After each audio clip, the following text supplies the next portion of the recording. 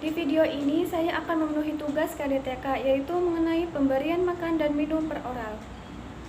Sebelum ke pembahasan, jangan lupa like and subscribe.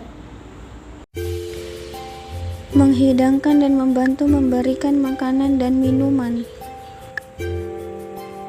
Pengertian: pemberian makanan dan minuman pada pasien secara langsung melalui mulut dan menghidangkan makanan serta minuman kepada pasien sesuai daftar makanan atau diet pasien. Tujuannya yang pertama, menghidangkan makanan dan minuman kepada pasien tepat waktu dan sesuai dengan kebutuhan atau dietnya. Yang kedua, membantu membangkitkan selera makan. Indikasinya yang pertama, pasien yang dapat makan sendiri. Yang kedua, pasien yang tidak dapat makan sendiri. Prosedur menghidangkan makanan dan minuman kepada pasien yang dapat makan sendiri. Persiapan alat, peralatan makan, piring, sendok, garpu, gelas minum, serbet, mangkuk berisi sayur dan tisu jika perlu. Makanan dan minuman disiapkan dan dibawa ke tempat pasien. Lingkungan di sekitar pasien dirapikan. Pasien yang dapat duduk, beritahu pasien, bantu pasien untuk duduk di tempat tidur atau kursi. Berikan serbet kepada pasien sebagai alas di bawah dagu pasien. Hidangkan makanan dan minuman kepada pasien. Ingatkan pasien untuk cuci tangan dan berdoa sesuai agama atau kepercayaannya. Pasien yang berbaring, beritahu pasien, bantu pasien untuk memiringkan tubuhnya. Bentangkan serbet di bawah dagu pasien. Saat makanan dihidangkan, bantu pasien memotong lauk pauk dan atau menuangkan sayur. Ingatkan pasien untuk cuci tangan dan berdoa menurut agama dan kepercayaannya. Persilahkan pasien untuk makan.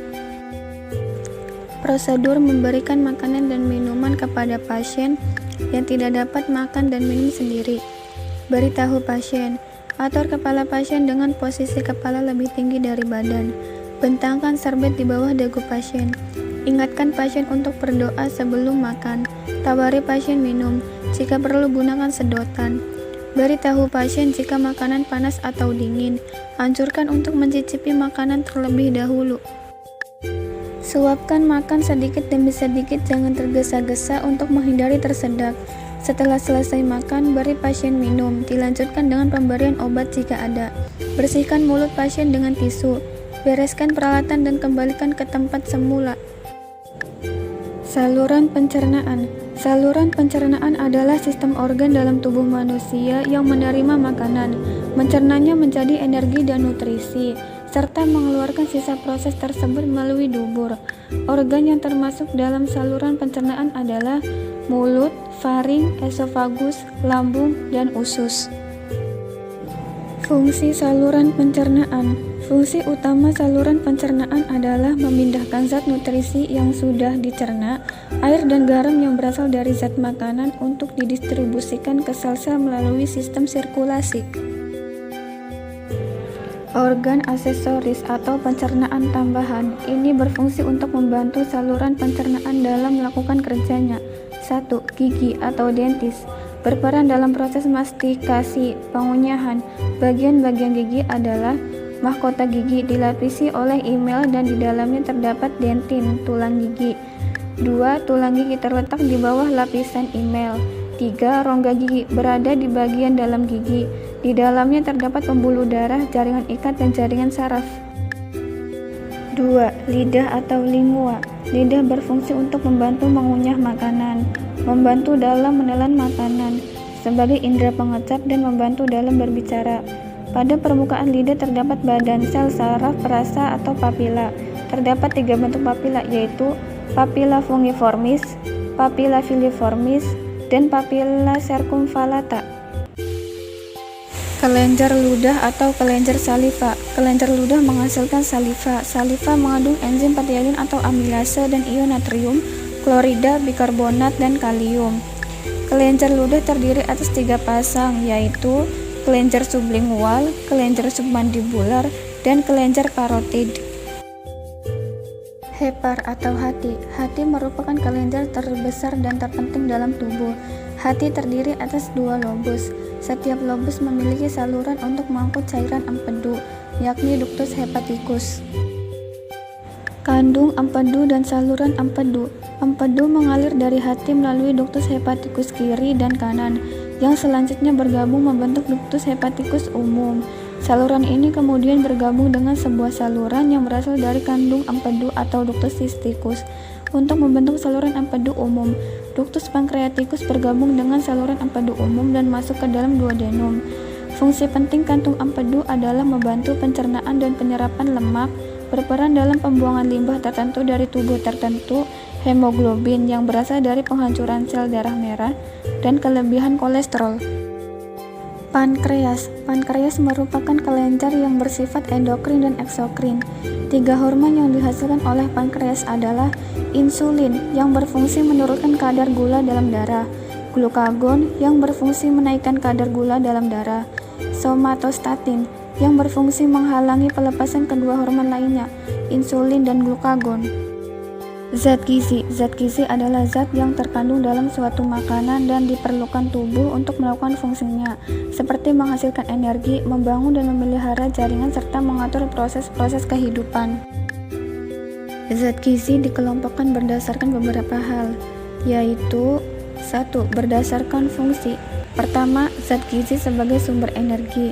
Kedua, zat gizi untuk pertumbuhan dan mempertahankan jaringan tubuh. Ketiga, zat gizi sebagai pengatur atau regulasi proses di dalam tubuh. Berdasarkan jumlah yang dibutuhkan oleh tubuh, zat gizi terbagi atas 2 jenis, yaitu zat gizi makro adalah zat gizi yang dibutuhkan dalam jumlah besar dengan satuan gram.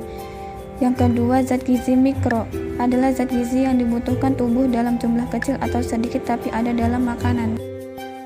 Berdasarkan sumbernya zat gizi terbagi 2, yaitu nabati dan hewani. A. Zat gizi dalam makanan. Zat gizi di dalam makanan yaitu karbohidrat, lemak, protein, vitamin, mineral, dan air. Kesetimbangan energi. Energi adalah kekuatan untuk bekerja. Manusia membutuhkan energi untuk terus-menerus berhubungan dengan lingkungannya. Kesetimbangan energi mempunyai rumus, yaitu kesetimbangan energi sama dengan pemasukan energi dikurangi pengeluaran energi. Pemasukan energi merupakan energi yang dihasilkan selama oksidasi makanan. Pengeluaran energi adalah energi yang digunakan oleh tubuh untuk mensupport jaringan dan fungsi-fungsi organ tubuh. Metabolisme basal adalah sebuah istilah untuk menunjukkan jumlah keseluruhan aktivitas metabolisme dengan tubuh dalam keadaan istirahat fisik maupun mental. Dalam keadaan ini diperlukan oksigen paling sedikit, karena jaringan bekerja paling sedikit. Kecepatan metabolisme basal diukur pada orang yang sedang istirahat atau tidur, sebelum makan maupun minum pada malam hari. Oksidasi antara oksigen dan karbon dioksida diukur. Macam-macam diet. 1. Diet rendah kalori, rendah karbohidrat.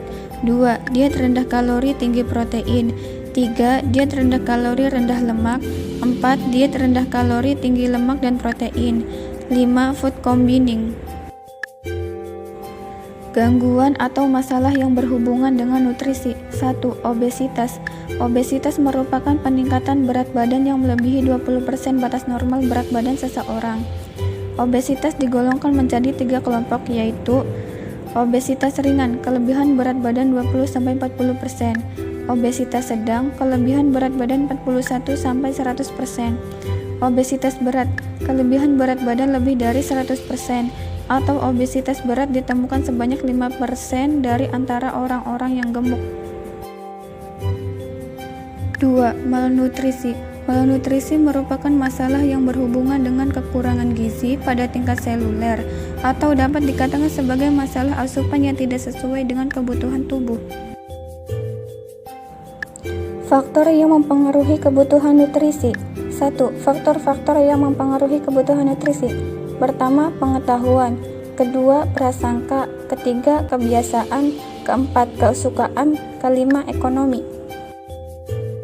Tindakan untuk mengatasi masalah nutrisi. Pertama, menstimulasi nafsu makan. Kedua, terapi diet dalam manajemen penyakit. Ketiga, pemberian nutrisi melalui oral. 4. Pemberian nutrisi melalui enteral. Kelima, pemberian nutrisi melalui parenteral. penjelasan tentang pemberian makan dan minum per oral dari saya. Kurang dan lebihnya saya mohon maaf. Wassalamualaikum warahmatullahi wabarakatuh.